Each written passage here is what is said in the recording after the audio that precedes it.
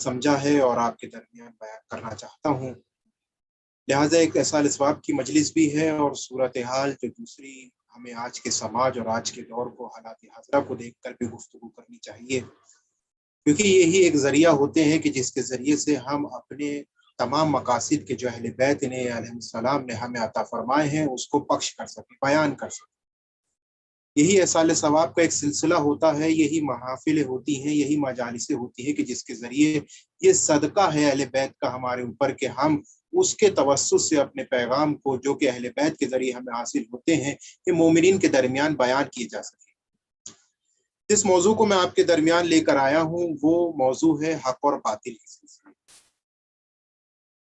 کیونکہ انسان کی زندگی وہ زندگی کے جو کچھ سالوں میں محدود ہوا کرتی ہے، وہ سانسیں کے جو کچھ سالوں کے لیے محدود ہوا کرتے ہیں، نہ تو انسان اس دنیا میں آنے کے بعد ہمیشہ رہنے والا ہے، نہ تو اس دنیا میں آنے کے بعد اس کے اوپر تمام قدرتیں حاصل ہو جاتی ہیں۔ ایسا نہیں ہے کہ کوئی بھی انسان اس دنیا میں آنے کے بعد ایک ایسا عالم ہو جائے کہ جسے تمام چیزوں کا علم ہو، تمام چیزیں اس کے سامنے روشن ہوں، ایسا ہو ہی نہیں سکتا۔ یہ فقط ہے حق، فقط اہل بیت کا حق ہے۔ دوسری طرف اگر ہم دیکھیں کہ پروردگار نے جس انسان کو بھیجا، یہ انسان اس دنیا میں ہمیشہ رہنے والا نہیں ہے، کچھ محدود زندگی ہوتی ہے، کچھ محدود لائف ہوتی ہے جس کے حد میں رہ کر انسان کو زندگی گزارنی ہوتی ہے، لیکن اس زندگی گزارنے میں پروردگار نے اس انسان کے لیے کئی مرحلے ایسے رکھ دیے کہ اس مرحلوں کے لیے اس انسان کو ضرورت پڑتی ہے کہ مجھے کوئی ایسا رہنما مل جائے کہ جس رہنما کے ذریعے میں اپنی زندگی کو کامل اور اشرف المخلوقات کی منزل کی ادائیگی کر سکوں۔ کیونکہ مقصد یہاں پر اذان محترم عرض کرنے کا یہ ہے کہ جو میں نے اپنا موضوع انتخاب کیا آج کے درمیان آپ کے لوگوں کے درمیان بیان کرنے کا، وہ ہے موضوع حق اور باطل کا۔ یعنی کیا؟ یعنی کہ جو انسان اس دنیا میں آیا، اب وہ اس دنیا میں آنے کے بعد تمام چیزوں کو دیکھ رہا ہے۔ کئی جگہ ایسے ہیں جو گناہ ہیں، کئی جگہ ایسے ہیں کہ جو مدد ہو رہی ہے، کافی لوگ ایسے ہیں کہ جو لوگوں کی مدد کر رہے ہیں، کافی لوگ ایسے ہیں کہ جو لوگوں کے ساتھ ظلم کر رہے ہیں۔ تو کیا انسان کو پروردگار نے یہ جو عقل دی ہے، یہ نعمت دی ہے، اس کے ساتھ ساتھ رہنما دیے ہیں، معصوم رہنما دیے ہیں، اب انسان کو یہاں پر آ کر اپنا امتحان دینا پڑتا ہے۔ انسان یہ نہ سوچے کہ تمام چیزیں فقط عبادتوں میں ہے، تمام چیزیں جو ہیں وہ ہم نماز کی ادائیگی کر رہے ہیں وہ ہمارے لیے کافی ہے، ہم روزہ رکھ رہے ہیں وہ ہمارے لیے کافی ہے، ہم حج کر کے آ گئے وہ ہمارے لیے کافی ہے۔ ایسا شریعت نے کوئی حد نہیں بنائی۔ شریعت کا اگر یہی کہنا ہوتا کہ تم نمازیں پڑھتے رہو ہم تمہیں جنت دے دیں گے، تم روزے رکھتے رہو ہم تمہیں جنت دے دیں گے، تم حج کر کے آ جاؤ ہم تمہیں جنت دے دیں گے، نہ تمہیں غریبوں کا خیال ہو، نہ تمہیں حق کا خیال ہو، نہ تمہیں باطل کا خیال ہو، تم ایک غار میں جا کر بیٹھ جاؤ، نمازی اور روزے ادا کر دو۔ پروردگار نے کوئی ایسی حد انسان کے لیے نہیں بنائی۔ انسان یہ اپنے ذہن میں نہ رکھے کہ ہمیں کامیابی فقط ان وجہ سے مل جائے گی، سوال ہی نہیں بنتا۔ جب تک انسان اس وقت تک کمال پر نہیں پہنچ سکتا جب تک اس کے سامنے حق روشن نہ ہو، جب تک اس کے سامنے باطل روشن نہ ہو۔ حضرت محترم یہ بہت اہم پیغام ہے۔ آج کی صورتحال اور آج کا زمانہ جو کہ انسان اگر دیکھ رہا ہے تو تمام طرف کہیں دیکھ رہا ہے کہ کہیں ستم ہو رہا ہے، کہیں دیکھ رہا ہے لوگوں کی مددیں ہو رہی ہیں، لیکن یہاں پر اب ہمیں آ کر آگے بڑھنا ہوگا یہ دیکھنے کے لیے کہ حق کیا ہے اور باطل کیا ہے، کیونکہ کچھ جگہ پر واقعی روشن ہوتا ہے، کچھ جگہ پر ہم دیکھ سکتے ہیں کہ انسان کہے کہ ہاں ہم یہاں پہ ہمارے لیے واضح ہے کہ یہ حق ہے، ہمارے لیے یہاں واضح ہے کہ یہ باطل ہے، کیونکہ پروردگار بھی قرآن مجید میں ارشاد فرما رہا ہے، کہہ رہا ہے کہ دیکھو حق ہمیشہ رہنے والا ہے اور باطل نابود ہو جانے والا ہے۔ اب ہمارے لیے ضروری ہے نا کہ جب ہمارے لیے کچھ چیزیں روشن ہیں، یہ آج کے دور کے لیے نہیں، ایک آپ کو چلے تاریخ کی طرف لے کر چلوں، تاریخ اسلام میں اگر آپ غور کریں تو تاریخ اسلام میں آپ کو نظر آئے گا کہ وہ زمانہ ہے کہ جس زمانے میں اسلام داخل ہو رہا تھا، یا وہ زمانہ ہے کہ جب اسلام کے پیغامات کو لایا جا رہا تھا، وہاں اگر کوئی انسان کھڑے ہو کر کہے کہ تم بتاؤ کہ حق کیا ہے اور باطل کیا ہے، تو ایک انسان کے جو اشرف المخلوقات کی حیثیت کو جانتا ہوگا، وہ انسان کی جو حق کے راستے پر ہوگا، وہ بآسانی کہہ سکتا ہے کہ یہ انسان کے جو اسلام کا پیغام دے رہا ہے، یہ لوگ کے جو اسلام پر عمل کر رہے ہیں یہ حق پر ہیں، دوسری طرف جو ان کے مخالف ہیں وہ باطل پر ہیں۔ مثلا اگر ہم جنگوں کو دیکھیں، توجہ چاہتا ہوں حضرات محترم، اگر ہم جنگوں کی طرف دیکھیں تو جنگوں میں کیا تھا اسلام میں؟ جنگ احد دیکھیں تو ایک طرف اسلام جو کہ تبلیغ کر رہا ہے، دوسری طرف بت پرست ہے۔ ایک طرف اسلام ہے جنگ بدر میں تو دوسری طرف مشرکین ہے، بت پرست ہے۔ تو حضرات محترم یہ کہنے کا مقصد یہ کہ کچھ مراحل ایسے ہوتے ہیں انسان کی زندگی میں جہاں وہ آسانی سے حق کی شناخت کر سکتا ہے. لیکن اگر کچھ اسلام میں آپ ایسے مراحل دیکھیں گے کہ جہاں پر ایک انسان آج کے دور میں بھی آ کر کنفیوز ہے, وہ سمجھ نہیں پا رہا کہ حق کیا ہے اور باطل کیا ہے. اسلام کے دور میں آئے, آگے دیکھیں, آگے کی جنگیں بہت ہیں. جنگ صفین کی طرف آپ ملاحظہ کریں, کیا جنگ صفین میں یہ نہیں تھا کہ ادھر بھی نمازیں پڑھی جا رہی تھی تو دوسری طرف بھی نمازیں پڑھی جا رہی تھی, ادھر بھی روزہ رکھنے والے تھے تو ادھر بھی روزہ رکھنے والے تھے, ادھر بھی قرآن کی تلاوت کرنے والے تھے تو دوسری طرف بھی قرآن کی تلاوت کرنے والے تھے. اب یہاں پر کیا کہنا تھا, یہاں پر اب حق کو پہچاننا تھا. محترم یہی ہوتی ہے امتحان کی منزل, یہاں پر حق کو پہچاننا تھا. پہچاننے والے بڑے پہچان جاتے ہیں, لیکن جس کے دل میں وسوسے ہوتے ہیں, جس کے دل میں شیطان بہکانے کے لیے آ جاتا ہے, وہ پریشان ہو جاتا ہے کہ بھائی یہ کیسا مرحلہ ہے کہ یہاں پر بھی قرآن پڑھا جا رہا ہے, وہاں پر بھی قرآن موجود ہے, یہاں پر بھی نمازیں ادا کی جا رہی ہیں تو دوسری طرف بھی نمازیں ادا کی جا رہی ہے. ایسی ایک شخص تھا جس کا نام تھا حارث ابن ہود, آتا ہے مولا کائنات کی خدمت میں اور آنے کے بعد عرض کرتا ہے کہ مولا مجھے سمجھ میں نہیں آ رہا. تو جو چاہتا ہوں ظالم محترم ایک ایک مرحلے کو آپ کو بیان کرنا چاہتا ہوں تاکہ ہمارے لیے روشن ہو کہ ہم کیا کریں تاکہ ہم ہدایت کے راستے پر ہو جائیں. آتا ہے مولا کائنات کی خدمت اور آنے کے بعد کہتا ہے کہ مولا مجھے سمجھ میں نہیں آ رہا کہ میں کیسے پہچانوں کہ حق کیا ہے اور باطل کیا ہے. تو مولا کائنات نے ارشاد فرمایا کہ دیکھو کہیں ایسا نہ ہو جائے کہ تم حق اور باطل کی شناخت کرنے کے درمیان باطل کی طرف نہ چلے جاؤ. مطلب کیونکہ جب یہ والا مرحلہ ہوتا ہے نا کہ انسان جب حق کو نہیں پہچان پاتا اور وہ دیکھتا ہے کہ دونوں طرف ایک جیسا ہی ہے تو وہ گمراہ ہونے کے نزدیک آ جاتا ہے. بہت سی ہیں ایسے اگر واقعات میں آپ کے سامنے عرض کرتا چلا جاؤں. جنگ جمل کو دیکھیں, ادھر بھی ہیں نمازیں پڑھنے والے, ادھر بھی نمازیں پڑھنے والے ہیں, ادھر بھی روزہ رکھنے والے ہیں, ادھر بھی روزہ رکھنے والے, تمام لوگ ہیں. لیکن اس کے نتیجے میں کیا ہوتا ہے, سوال کرنے والے آ کے سوال کرنے لگتے ہیں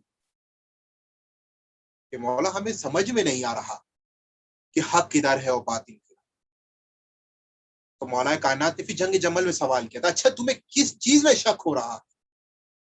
تو انہوں نے جواب دیا کہ ہمیں اس بات پر شک ہو رہا ہے کہ اگر ادھر صحابی کی حیثیت سے دیکھا جائے تو ادھر زبیر ہے تو ادھر عمار ہے, اگر خاندان کی حیثیت سے دیکھا جائے تو ادھر آپ بھی جو ہے چچا زاد بھائی ہیں تو ادھر بھی چچا زاد بھائی ہیں, اگر رشتہ داری کے حوالے سے دیکھا جائے تو ادھر زوجہ رسول ہے تو ادھر آپ داماد رسول ہیں. لیکن ہمیں پہچان نہیں ہو پا رہی کہ حق کیا ہے.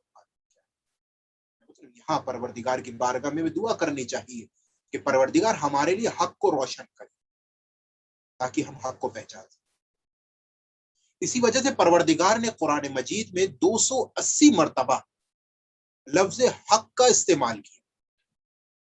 کیا مقصد تھا؟ 280 مرتبہ کم بات نہیں ہوتی, قرآن کا ایک ایک لفظ ہمارے لیے اہمیت رکھتا ہے. لیکن کیا قرآن میں 280 مرتبہ حق کا لفظ آنا یہ بتانا تھا دیکھو حق کی راستے پر چلنا, دیکھو حق سے گمراہ مت ہو جانا, باطل کی طرف اپنے قدم کو نہ بڑھا لینا. باطل ہمیشہ نابود ہونے والا ہے, حق ہمیشہ زندہ رہنے والا ہے. اگر تم باطل کی طرف گئے تو یقین جان لینا کہ باطل تمہیں ذلیل کر کے چھوڑے گا اور حق تمہیں زندہ رکھ کے بتائے گا. یہی وجہ ہے کہ جو حق پر تھے وہ چاہے اس دنیا سے چلے گئے لیکن ان کا نام تا قیامت تک باقی رہا, اور جو باطل پر تھے تو نہ ان کا نام لینے والا کوئی ہے نہ ان کا نشان باقی ہے. ایسا نہیں, یہ ہمارے لیے ضروری ہے آج کے دور کو, آج کی صورتحال کو دیکھتے ہوئے, جو بھی بہرحال آج کے واقعات ہیں, آج کے جو مسئلے چل رہے ہیں, تمام دنیا ہے, دنیا میں ہر طریقے کے مسئلے آتے ہیں. انسان پریشان ہو جاتا ہے, کچھ جگہ پہ انسان خوش ہو جاتا ہے.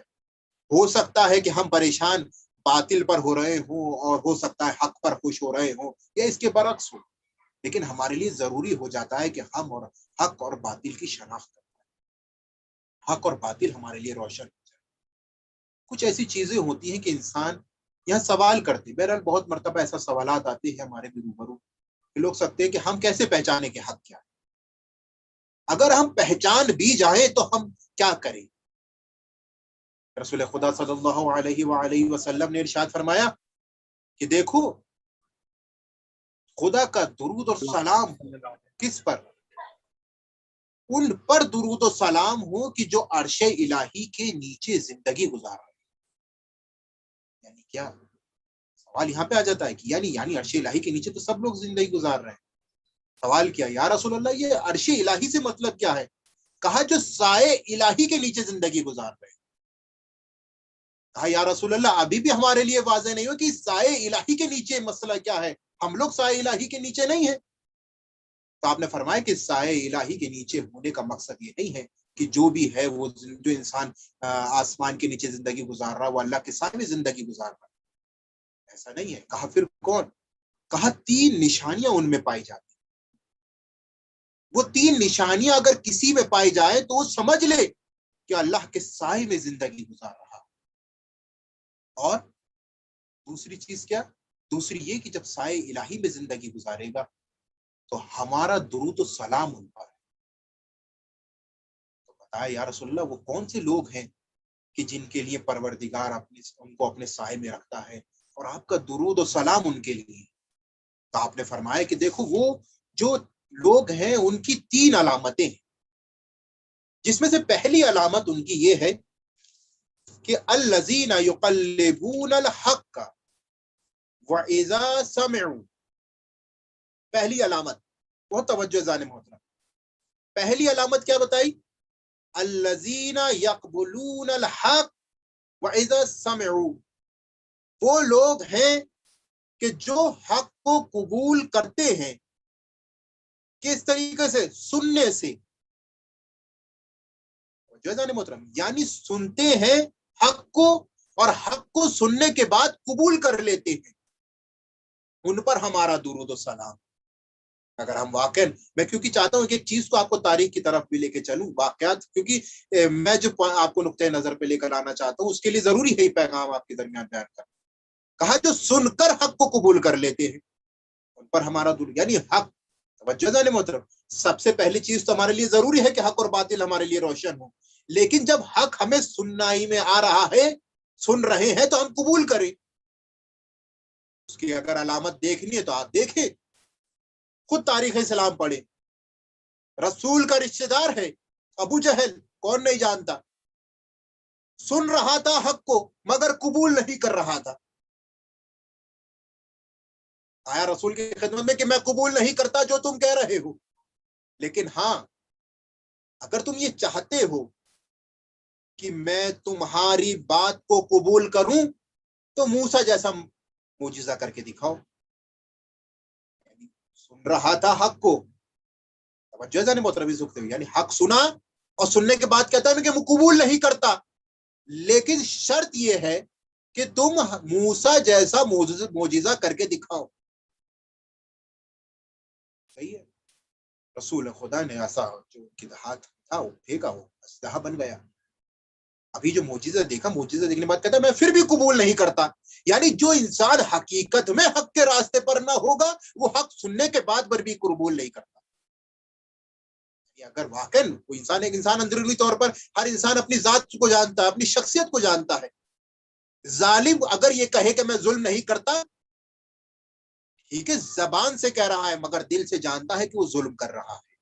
حرام لقمہ کھانے والا چاہے زبان سے کتنا کہتا رہے کہ میں حرام لقمہ نہیں کھاتا، لیکن اس کا دل جانتا ہے کہ وہ حرام لقمہ کھا رہا ہے۔ حق سنتا ہے مگر قبول نہیں کرتا، حق سنتا ہے مگر عمل نہیں کرتا۔ بہت توجہ جانے محترم، یعنی پہلا مقصد کیا ہے کہ پہلا وہ انسان کی جو حق کو سنے اور سننے کے بعد قبول کر لے، اس پر ہمارا درود و سلام۔ دوسرا کون سا انسان ہے؟ کہا والذین یبذلونہم اذا سئلوا، دوسرا وہ ہے کہ جو حق کو سن تو لیتا ہے اور سننے کے بعد پھر اس پر عمل کر کے دوسروں کو دعوت بھی دیتا ہو۔ یعنی یہ بھی کافی نہیں ہے ایک انسان حق کو سن لے کہ ہاں بھائی یہ جو ہے اس بات کو ہم نے سن لی، یہ ہمیں جنت تک لے کر جائے گی، اس کے بعد اس پر عمل بھی نہیں کر رہا، عمل تو دور کی بات لوگوں کو بتا بھی نہیں رہا۔ ایک انسان جانتا ہے اور جان کر نہ بتائے گویا وہ بھی ظالم ہے۔ ایک انسان کو علم ہو اور علم ہونے کے بعد وہ سامنے دیکھے کہ انسان غلط کر رہا ہے، اس کی اگر تبلیغ نہ کرے تو بس وہ انسان اس پر ظلم کر رہا ہے کہ اس کو نہیں بتا رہا۔ علم اپنے لیے نہیں ہوتا، علم بخش کرنے کے لیے ہوتا ہے، بیان کرنے کے لیے ہوتا ہے۔ کہا وہ انسان کہ جو حق کو سنے اور حق کو سننے کے بعد بذل کرے، بیان کرے، تبلیغ کرے، لوگوں کو بتائے، عمل میں آئے، اگر میں دوسرے لفظوں میں کہوں عمل میں آئے، کر کے دکھائے، تب اس پر ہمارا درود و سلام۔ چلے پھر ہم تاریخ کی طرف رخ کر لیں۔ تاریخ میں کیا ہوا؟ لوگ حق کو جانتے تھے مگر اس کو نظر انداز کر دیا گیا، جیسے عبید اللہ حر جوفی، کون نہیں جانتا اس شخص کو؟ عاشق حسین تھا، کہتا تھا میں حسینی ہوں، کہتا تھا کہ میں مولا کائنات کا ماننے والا ہوں، کہتا تھا کہ میں رسول کا کلمہ پڑھنے والا ہوں، تمام عاشق اپنے آپ کو کہتا تھا کہ میں سب کا عاشق ہوں، یہ سب سے میں محبت کرتا ہوں۔ لیکن جب مکے میں امام حسین آئے ہیں اور آنے کے بعد کہا کہ عبید اللہ حر جوفی، میں یہ چاہتا ہوں کہ تو ہمارے ہمراہ ہو جا اور کربلا چل، تجھے کامیابی عطا ہو جائے گی۔ تو کیا کہا تھا حر جوفی کہ مولا میں آپ سے بہت محبت کرتا ہوں، حق کو سن رکھا تھا، میں آپ کو بہت چاہتا ہوں، لیکن معذرت میں آ نہیں سکتا۔ یعنی آپ نے دیکھا حق کو سن لینا اور پھر عمل نہ کرنا۔ آج ہم دعا کرتے ہیں نا کہ پروردگار ہمیں وہ توفیق دے کہ ہم سپاہی امام زمانہ علیہ السلام میں شریک ہو جائیں، ہماری دعا ہوتی ہے۔ یہ کیوں ہے؟ ہم نے سن رکھی ہے حق کو، ہمارے ذہن میں ہے کہ امام ہے، معصوم ہے، آئے گا، ظہور کرے گا، قیامت برپا ہوگی، حساب و کتاب ہوگا، کب کہ جب امام کا ظہور ہوگا۔ ہم یہ دعا کر رہے ہیں کہ پروردگار امام کا ظہور ہو، ہم اس میں شریک ہو جائیں۔ آیا جو ہم نے حق سن رکھا ہے اس پر عمل بھی کر پائیں گے یا فقط سن رکھا ہے؟ ایسا نہیں ہے۔ انسان سوچا ایسا کیسے پوسیبل ہے کہ انسان حق کو جانتا ہو اور عمل نہ کرے؟ تاریخ میں وہ لوگ موجود ہیں، وہ تمام لوگ ہیں تاریخ میں کہ جنہوں نے حق سن رکھا تھا مگر عمل نہیں کیا۔ امام کے آنے کے بعد بھی کیا کہا حر جوفی نے؟ امام میں آ نہیں سکتا، آپ کو میں آپ سے بہت ہی محبت کرتا ہوں، آپ کو بہت چاہتا ہوں، آپ کے جد کو بھی چاہتا تھا، آپ کا مسلمان ہوں، آپ کا شیعہ ہوں، مگر آ نہیں سکتا۔ تو امام نے کیا کہا تھا حر جوفی، تجھے بتا کیا چاہیے؟ اگر تو یہ چاہتا ہے کہ تو ہمارے ہمراہ ہوگا، تیرے لیے کوئی نقصان ہوگا، میں حسین وعدہ کر رہا ہوں کہ تجھے وہ ادا کر کے دوں گا۔ اے حر جوفی، تمام کامیابی میرے ہمراہ ہے، لیکن کیا کہ مولا میں نہیں جا سکتا۔ اگر آپ کو دوسری کوئی مدد چاہیے تو بتا دیں، تلوار چاہیے تو میں تلوار دے دوں گا، سواریاں چاہیے تو میں سواریاں دے دوں گا، پیسہ چاہیے تو میں پیسہ دے دوں گا۔ تو امام نے جواب دیا تھا، اے حر جوفی، ہمیں نہ دولت کی محتاج ہیں، ہم نہ سواریوں کے محتاج ہیں، ہم نہ ہتھیاروں کے محتاج ہیں۔ حر جوفی، اگر ہم کچھ چاہتے ہیں تو وہ فقط ایک انسان کو چاہتے ہیں جس کو انسان کی منزل پر پہنچا سکے۔ تاریخ موجود ہے۔ اور دیکھیں دوسری تاریخ میں خود کربلا کا واقعہ، آپ کیا سمجھ رہے ہیں کہ عمر سعد حسین ابن علی کو نہیں جانتا تھا؟ یہ پسر سعد آشنا تھا، بچپن سے آشنا تھا کہ یہ حسین ابن علی رسول خدا کی آغوش میں بیٹھا کرتے تھے، یہ حسین ابن علی علی مرتضی سب جانتا تھا۔ لیکن کیا امام نے مخاطب ہو کرنے کا دے پسر سعد، کیا تو نہیں جانتا کہ میں کون ہوں؟ کیا تیرے لیے حق روشن نہیں ہے؟ تو پسر سعد نے کیا کہا تھا کہ ہاں میں جانتا ہوں کہ تم وہی ہو جسے رسول پیار کرتے تھے، تم وہی ہو جو علی کے بیٹے ہو، لیکن میں کیا کروں، مجھے رے کی حکومت چاہیے۔ دولت کے چکر میں آ کر حق کو ٹھکرا دیا، حق کے منکر ہو گئے۔ یعنی فقط کانوں میں حق کا آ جانا اور زبانی طور پر اس حق کو قبول کر لینا کافی نہیں ہے۔ اسلام میں کافی تب ہے کہ جب تم حق کو سنو اور حق کے ساتھ آ کر کھڑے ہو جاؤ، تب انسان اشرف المخلوقات کی منزل پر پہنچتا ہے۔ اس انسان کے لیے کہا ہے کہ ہمارا درود و سلام ان بے لوگوں شک پر، بے شک، بہت اچھا، بہت بڑھیا مولانا۔ ہمارا درود و سلام ان لوگوں کے لیے ہے، ہم وہ پروردگار یعنی سائے عرش الہی میں زندگی گزار رہے ہیں۔ آج کا زمانہ انسان دیکھ رہا ہے کہ پتہ نہیں کہ اسے حق کیا ہے اور باطل کیا ہے، کہیں دولت نظر آ رہی ہے تو کہیں ستم نظر آ رہا ہے۔ اذان محترم، یہ فقط تمام چیزیں یہ ظاہری ہے۔ اگر ہم یہ چاہتے ہیں کہ ہم حق کے میدان پر کھڑے رہے، باطل سے ہمیشہ مقابلہ کرتے رہے، فقط ایک ہی دروازہ ہے جو ہمیں ہر منزل پر کامیابی عطا کراتا رہے گا، وہ فقط اور فقط در اہل بیت۔ اور یقین جان لیں کہ اگر کسی نے مال اور دولت کے چکر میں آ کر در اہل بیت سے منہ موڑ لیا تو وہ دنیا میں بھی ذلیل ہوتا رہے گا، آخرت میں بھی ذلیل ہوتا رہے گا۔ حق کی شناخت انسان کے لیے ضروری ہے۔ اس کے بعد کہا تیسری پہچان، کل یحکم، یعنی کیا؟ یعنی یہ جو حکم وہ کریں، آپ نے توجہ دی، یعنی پہلے تو حق ہو گئی کہ حق سنو تو قبول کر لو، اور جب سن لو تو پھر اس کو عمل میں لاؤ۔ یعنی کیا؟ یعنی وہ کہ اگر تم ان کو دیکھ رہے ہو تو ان کے ہمراہ ہو جاؤ، اگر تم ان کو یہ دیکھ رہے ہو کہ یہ بات جو حق میرے کانوں میں آئی ہے تو لوگوں کو بتاؤ، اگر تم سن رہے ہو یہ حق ہے تو ان کو، جو لوگ گمراہ ہو چکے ہیں ان کو لے کر آؤ۔ لیکن آخری شرط، اس شرط پہ آنے کے بعد وہ انسان واقعا حقیقی شیعہ ہوگا۔ وہ کیا شرط ہے؟ کہ اب ان کی طرف سے جو بھی حکم آ رہا ہو اس پر عمل کرو۔ یعنی کیا؟ یعنی یہ کہ ہم نے یہ سن لیا تھا کہ دیکھو فلاں کا حق یہ ہوتا ہے، باپ کا حق یہ ہوتا ہے، اولاد کا حق یہ ہوتا ہے، ہمسائے کا حق یہ ہوتا ہے، محلے والوں کا حق یہ ہوتا ہے، قرابت داروں کا حق یہ ہوتا ہے، لیکن ہم ادا نہیں کر رہے۔ حکم ہے لیکن ہم ادا نہیں کر رہے۔ یعنی کہا کہ یہ اگر تم ادا نہیں کر رہے تو اس کا مطلب یہ کہ تم نے حق کو قبول نہیں کیا۔ بہت سے لوگ ہوتے ہیں، تاریخ مواقع، اگر میں اس چکر میں زیادہ تر چاہتا ہوں کہ تاریخ آپ کے روبرو لے کے چلوں تاکہ آج کے لوگ میں آگے کوئی یہ سوال نہ کھڑا کرے کہ آپ کہاں سے رہے۔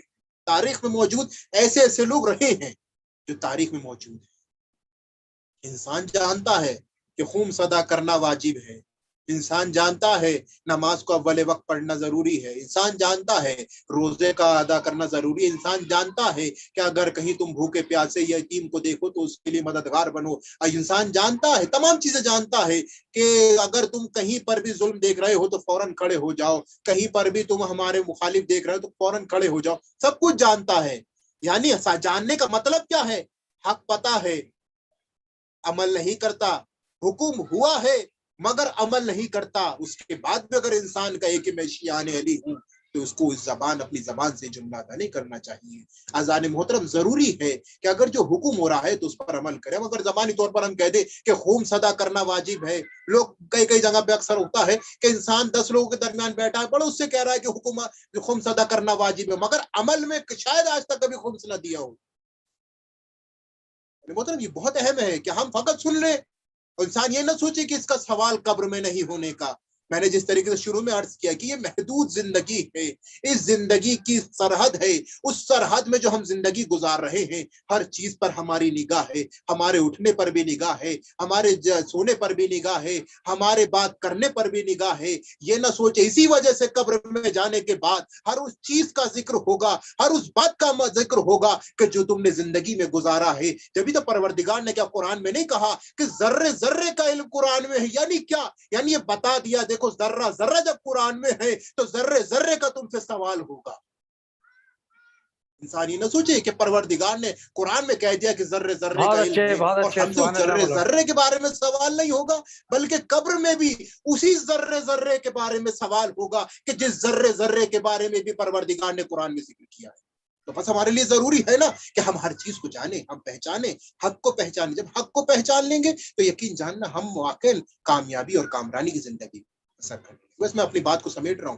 یعنی آخری کیا تھا؟ آخر یہ کہ دیکھو تم حکم جو تمہیں حاصل ہو تو اس پر عمل کر لو۔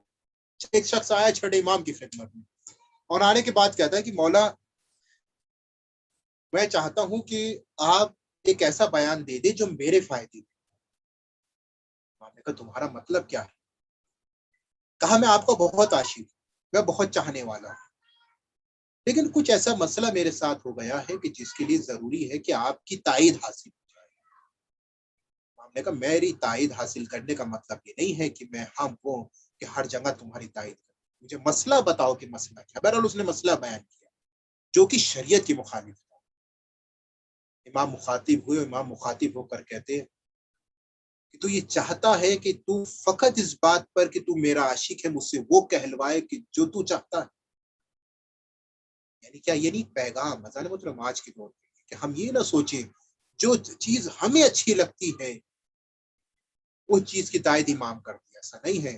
ہم نے کہا کہ یہ فلاں چیز اچھی ہے تو ہم بھی فلاں چیز کو، امام بھی شاید اسی چیز کو اچھا کہہ رہے ہیں۔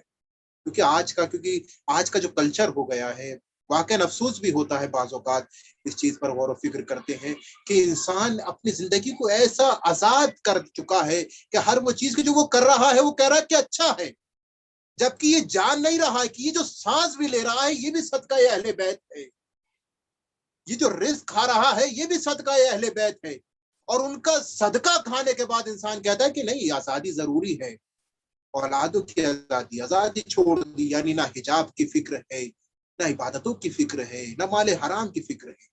بس ہمارے لیے ضروری ہے جان محترم ہم حق میں، اگر ہم یہ چاہتے ہیں کہ ہماری موت بھی حق پر ہو، ہمارا سانس لینا بھی حق ہو، ہماری گفتگو بھی حق ہو، تو ہمیں دامن اہل بیت کو تھام کے رکھنا ہوگا۔ بس میں نے اپنی بات تمام کی۔ سال ثواب کی مجلس ہے، لہٰذا ہمیں بھی کچھ ایسی شخصیتوں کو دیکھنا ضروری تھا کہ جنہوں نے ہمیشہ اپنی زندگی میں حق کی پیروی کی، حق کی طرف حکم دیا۔ ایک شخصیت میں آپ کو طرف لے کے جانا چاہتا ہوں کہ جس نے ہمیشہ سے حق کا دامن ایسا تھام رکھا تھا کہ تمام عالم اسلام اس کو یہ دیکھ رہے تھے کہ اگر واقعا آج کے دور میں آج ہم تک حق بھی پہنچا ہے تو اسی بی بی کے صدقے میں پہنچا ہے۔ اس شخصیت کا نام حقیقت میں کون نہیں جانتا زینب کبریٰ کو، کہ زینب کبریٰ نے کیا کیا کہ زینب کبریٰ نے تمام کربلا کی مصیبتیں جھیلنے کے بعد، تمام کربلا کی مشقتیں جھیلنے کے بعد، اپنے بچوں کی قربانی کے بعد، اپنے خاندان کی قربانی کے بعد، تمام کے لاشوں کو پامال ہوتے ہوئے دیکھنے کے بعد، آخر میں کیا؟ آخر میں حق کا دامن ایسا تھام رکھا تھا کہ جس کو ہٹا نہ سکا۔ یزید بہت چاہتا رہا کہ زینب اپنے مقصد سے لرز جائے، لیکن زینب کسی قدم پر بھی آنے کے بعد اپنے آپ کو حق سے دور نہ کر پائی۔ وہ زینب کی جو کہتی رہی کہ میں ہمیشہ حق پر رہوں گی، اور وہ حق ایسا رہا کہ اس حق پہ اپنے اولادوں کو بھی قربان کر دیا، اس حق پر اپنے خاندان کو بھی قربان کر دیا۔ اذان محترم، کیا تازیہ نے نہیں کھائے زینب نے؟ کیا زینب نے بحرین اثر ہو کے نامحرموں کے درمیان نہیں آئی؟ فقط کیا مقصد تھا کہ حق باقی رہے۔ یہی وجہ تھی کہ جب کربلا کے میدان سے شام کا سفر طے کیا گیا ہے اور دربار شام میں جب زینب کبریٰ آئی ہے تو سوال کرنے والوں نے سوال کیا تھا نا کہ یہ ہے کون، یہ جو عورت ہے یہ کون ہے؟ تو سوال سے آواز بلند ہوئی کہ علی کی بڑی بیٹی ہے۔ اچھا، علی کی بڑی بیٹی ہے، کہا ستم ہوئے ہیں، سب کچھ ہوا ہے، لیکن یہ آخر کیوں اپنے آپ کو اتنا محکم کیے ہوئے ہے؟ جواب دی گیا کہ اس نے بازار شام میں ایسا خطبہ دیا تھا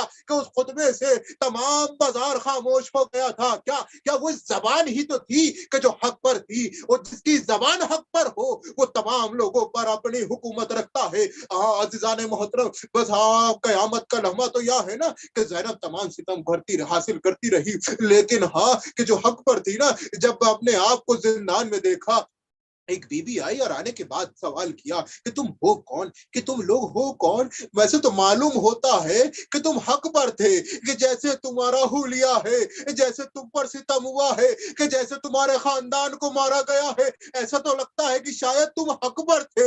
اب جیسے ہی یہ سننا تھا کہ حق پر تھے، فوراً زینب کبریٰ نے نگاہ اٹھا کر دیکھا کہ بی بی واقعا تو نے حق ادا کر دیا۔